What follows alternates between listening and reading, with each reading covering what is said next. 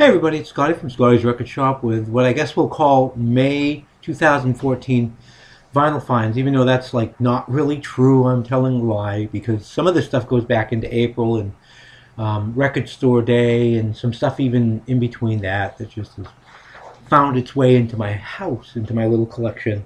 I'll show you the Record Store Day stuff. I didn't participate in Record Store Day. I didn't go on that particular day. I could make a whole video about my feelings, but I just don't. I choose not to participate in that, you know. But you know, there were some goodies. I went to my record store the following day, expecting to find nothing, and the one thing that I wanted out of everything from Record Store Day, somebody else, I guess, had wanted it and wanted to come back the next day or whatever too, because they took it out and put it someplace where it shouldn't have been, and I found it, and it's like good for me. The first thing I ran into, which this was not something I was looking for, but I thought it was really, really cute and cool. Actually, the music on this is really good. Actually, Henry Mancini, the Pink Panther soundtrack on. I'm not going to show everything here, but pink vinyl, very nice. My daughters absolutely love it, and you know, I mean, the Pink Panther was a great movie. Series of movies, so, and I always loved the music to that, so I saw that and I went, oh, okay, that is really quite cool. I'll pick that up. It was fairly inexpensive. Excuse me. The one thing I was looking for was The Doors, Weird Scenes from Inside the Gold Mine, and this is number 262 out of 5,500 copies pressed. That's all, 5,500 copies, period. And I got number 262. I'm curious if you guys got this, what number you got. I don't know why. It's just a weird thought. This is on, I guess they call it an amber colored vinyl. I call it more like gold, but great 180 gram pressing, really nice sounding job on this one. And I'm just surprised that I actually was able to find it, because I was just thinking, well, it really stinks I won't get a copy of this. But something else that I found that was a leftover, actually got it a couple weeks later, was this Yardbirds Little Games, which is actually the last Yardbirds album, studio album anyway. It had Jimmy Page from Led Zeppelin on it. This is on interesting vinyl too. This is a Parlophone. Look at that splattered vinyl. Isn't that really cool? Psychedelic kind of splattered vinyl. And it's a Parlophone press. This is in stereo, I believe, yeah. Again, sounds really good. They took the masters from when they had done that. I don't know if you want to call it a box set of little games back in the early 90s. But they took those masters and used it. So, very nice. Now, on to some other stuff. Speaking of the Yardbirds, the Yardbirds Greatest Hits. This is a great place to start if you're looking just to get into the Yardbirds. Not the easiest album to find. This is a mono pressing in great shape. This was not in the dollar bin, kiddies, but still really well worth it. The Yardbirds. Gonna go. This is still kind of in the Yardbirds vein. It was a band that was started out by a couple members of the Yardbirds. I was really shocked to find this. I like the band Renaissance. This is their very first album, 1969, on Elektra, the Big E Elektra. For those of you who collect, you know what I'm talking about. 69. This actually had a couple of members of the Yardbirds. Of course, they left, and the second album, Illusion, came out, which wasn't even issued in America, which was really kind of an odd album. And then, of course, the current, well, not the current, but the lineup of the classic lineup of Renaissance started in '72, and one of these days I'm going to make a video of Renaissance. I like that band. Okay, some more stuff. Cream, Goodbye. One of the Cream albums that I was missing. And I've got everything up to this point, up through '69. I mean, I know that there's Live Cream and there's some other stuff. I'll get those eventually, but I don't see this group out in the wild too much. I know some people do, but whenever I see them, I try to pick them up. I've got, I think, pretty much everything up to this point now, up to '84. U2, The Unforgettable Firing. fantastic shape. Really nice record there. Jethro Tull, their first record. This is still on the Reprise label, but it's a second press. Early 70s. It's a gatefold. I'm not going to take it all out. But great record from Jethro Tull. Love the first 3 Jethro Tull albums. Okay, this one I talked about on the YouTube vinyl community channel on Facebook. Because I bought this. This is the first pressing, really in great shape. One person said it's not in, you know, I wouldn't call it great shape if it didn't have all the songs. Oddly enough, even though the labels say side 1, side 2, side 1 is pressed on both sides. So, you know, New Day Yesterday and all that stuff, it starts, I flipped the album over and it was like A New Day Yesterday all over again. I'm thinking, wait a minute, did I, like, am I hallucinating or something? But no, it's pressed the same tracks for side 1 or on side 2, if that makes sense. Am I making any sense? You know? So this is really kind of a collector's item. Of course, now I have to find another copy of this with both sides pressed, but I'm definitely keeping this. This is in great shape. It's the pop-up cover, obviously, which I'm not going to show you, which you guys already know about. But another Jethro Tull. This does have both sides correct. Benefit, fantastic. 1970. Great stuff from Jethro Tull. Okay. The first Pretenders album. All I have to say about this is precious. Oh, great stuff right there. Chrissie Hynde. Great stuff. I almost picked up the second album, and I'll probably get that when I go back. I don't know why I didn't. But Learning to Crawl, some more Pretenders. It's a really good album, too. Of course, at this point in time, they were having hits. Big hits, too, but still, good stuff. Skynyrd, first and last.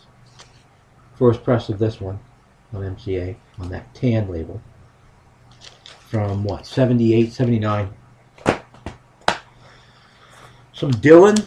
Still working on my 70s Dylan stuff. I'm not quite there. I've got all the 60s stuff, but it seems like every time I go to the Record Connection, he has something else for me, and that's great. Slow Train Coming. You gotta serve somebody. His religious stuff, and I don't mind it in the least. It's great stuff. One I've been waiting to find. It's in great shape. Pat Garrett and Billy the Kid from 73, I believe this was. Again, in fantastic shape. Thank you very much. This next one, I didn't expect to find this. This was not found in the wild. You don't find this in the wild, at least up in Maine.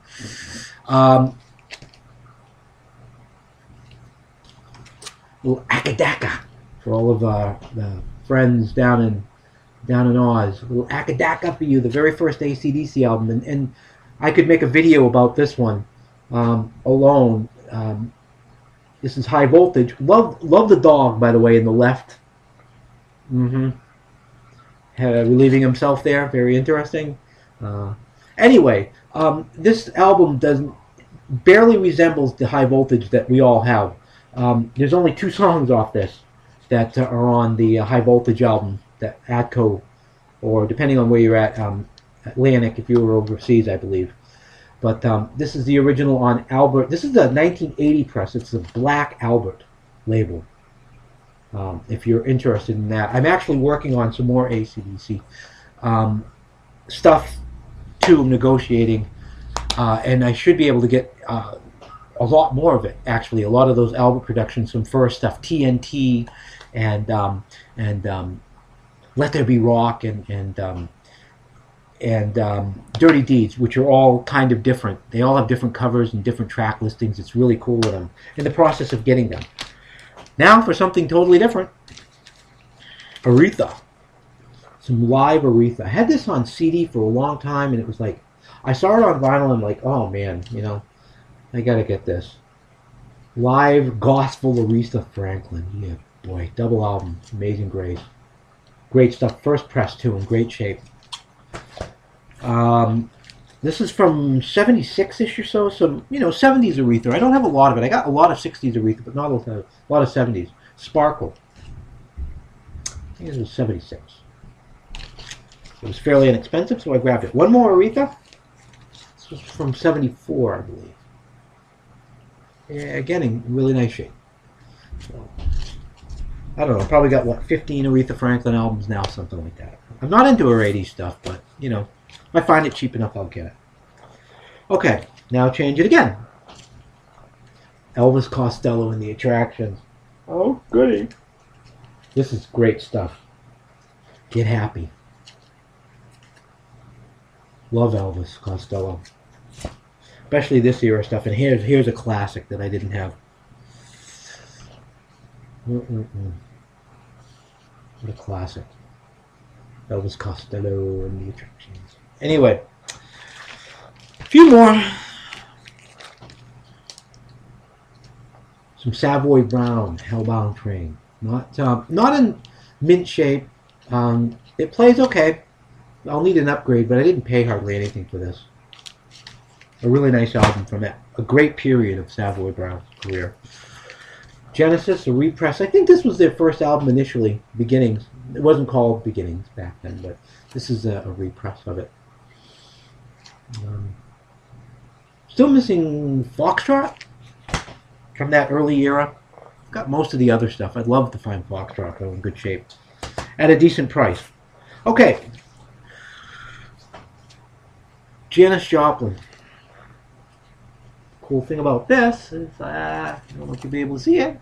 Probably won't. But it's promotional pressing of this. Got a couple of Janis Joplin promotionals. This next one was really cool. Now, what's cool about... The only thing that stunk about this is somebody... This is really bad. See? This really wrecked it, which dropped the price down considerably. But what I found in here, it's really quite cool. Promo shot of Joplin. And, of course, being a promotional album, as the other one is, on the white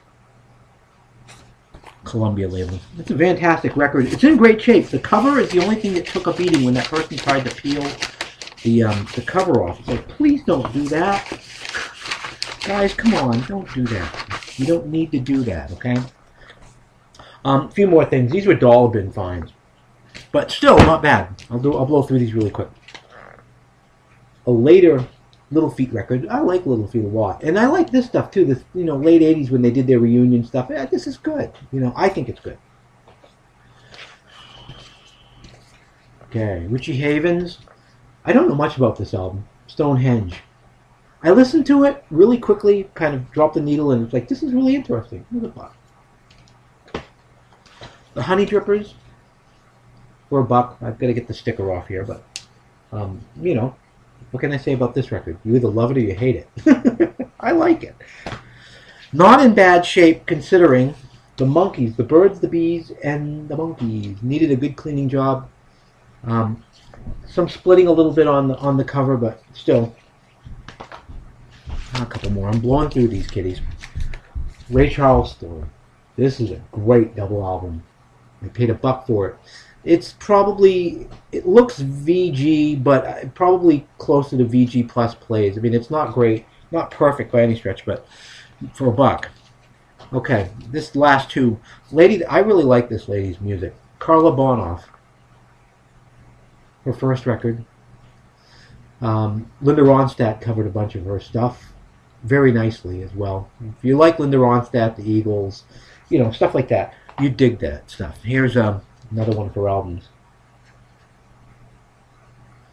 She had a song called Personally, which was a hit in 81, 82, and that was on this album. So anyway, okay, I've rambled on for way too long. Hey, listen, I'd like to thank everybody for subscribing, everybody taking the time. I know this one was a little long, but I thank you very much. Until next time, everybody, peace and love.